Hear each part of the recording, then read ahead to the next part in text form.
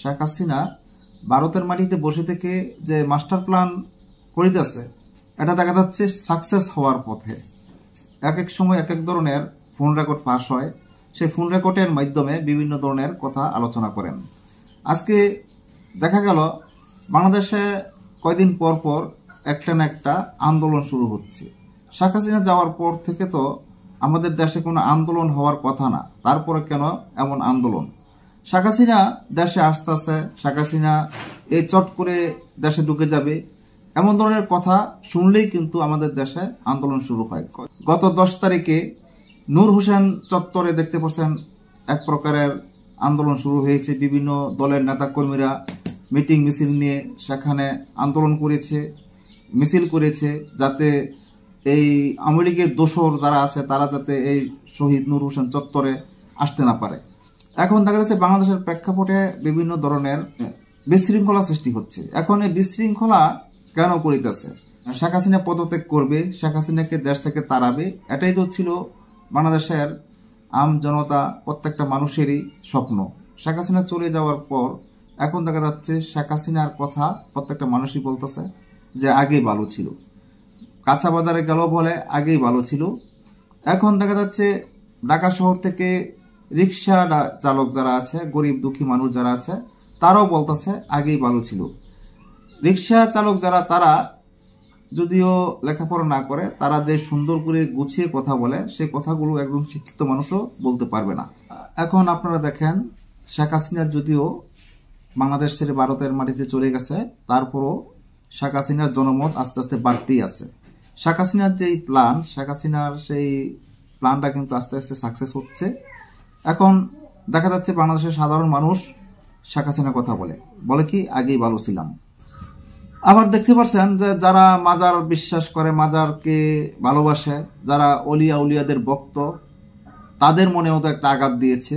যেমন বাংলাদেশের বিভিন্ন স্থানে মাজার ভাঙচুর করেছে।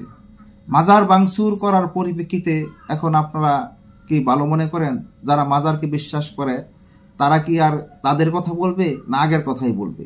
আবার দেখেন চিন্ময় কৃষ্ণ দাস, সে ইসকনের সাবেক নেতা, ইসকন থেকে তাকে বহিষ্কার করার পর সনাতন ধর্মীদেরকে নিয়ে একটা নেতৃত্ব দিয়েছে।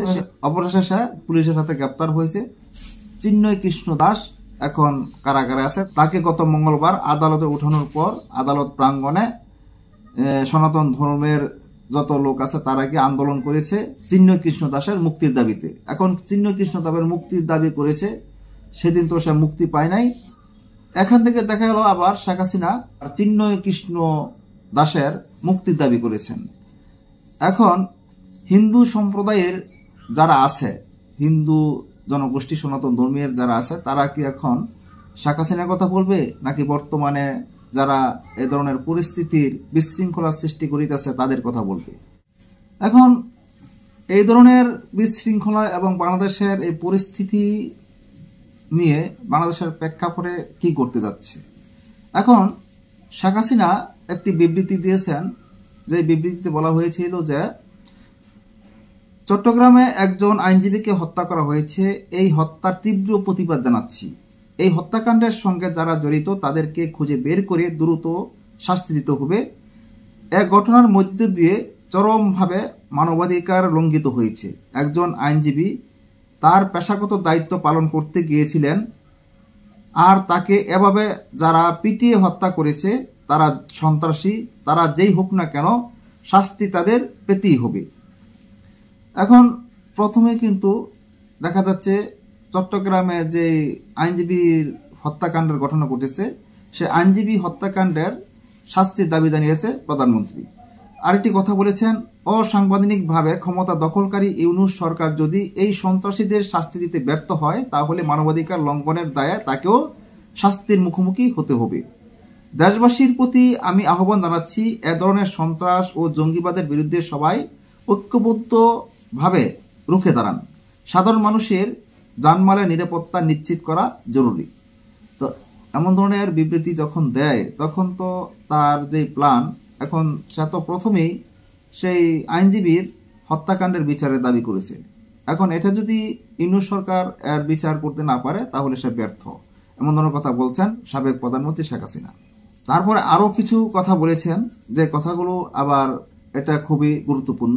আমাদের বাংলাদেশের মন্দির, মসজিদ এবং মঠ, মাজার ভাঙচুর করেছে, এটা নিয়েও তীব্র নিন্দা জানিয়েছে। যেমন চট্টগ্রামে মন্দির পুড়িয়ে দেওয়া হয়েছে দাবি করে শেখ হাসিনা বলেন, ইতিপূর্বে মসজিদ, মাজার, গির্জা, মঠ এবং আহমদিয়া সম্প্রদায়ের ঘরবাড়ি আক্রমণ করে ভাঙচুর ও লুটপাট করে আগুনে পুড়িয়ে দেওয়া হয়েছে। সব সম্প্রদায়ের মানুষের ধর্মীয় স্বাধীনতা ও যানবাহনের নিরাপত্তা নিশ্চিত করতে হবে। তিনি দাবি করেন, আওয়ামী লীগের অগণিত নেতাকর্মী, ছাত্র জনতা ও আইনশৃঙ্খলা বাহিনীর সদস্যদের হত্যা করার পর চলছে মামলা, হামলা ও গ্রেপ্তারের মাধ্যমে হয়রানি। আমি এসব নৈরাজ্যবাদী ক্রিয়াকলাপের তীব্র নিন্দা ও প্রতিবাদ জানাই। আমাদের দেশের বিশৃঙ্খলা নিয়ন্ত্রণে আনতে হবে। নিয়ন্ত্রণে আনলে আমাদের দেশটা শান্ত হবে। সামনে সুষ্ঠু নির্বাচনের ব্যবস্থা করতে হবে, যাতে নির্বাচনে যারাই জয়ী হোক তারাই কিন্তু আমাদের দেশের প্রধান হবেন, তারা আমাদের দেশটা সুন্দরভাবে চালানোর চেষ্টা করবেন। বর্তমানে যে বিশৃঙ্খলা চলছে, এই বিশৃঙ্খলা আমি মনে করি অন্তর্বর্তীকালীন সরকারের আমলে করা ঠিক হচ্ছে না। অন্তর্বর্তী সরকার কিন্তু আমাদের দেশটা সংস্কার করে নির্বাচনের ব্যবস্থা করবে। এখন এটার সুযোগ যদি কেউ না দেয়, তাহলে আমাদের দেশে আর শান্তি ফিরে আসবে না। বিদায় নেওয়ার আগে আরেকটি কথা বলতেছি, যে আমি যে কথাগুলো বলেছি এখানে ভুল ত্রুটি হলে অবশ্যই আমাকে ক্ষমা দৃষ্টিতে দেখবেন। রাজনৈতিক বিষয়ে আমি এত সোচ্চার নয়, আমি অল্প বুঝার মানুষ। আল্লাহ হাফেজ।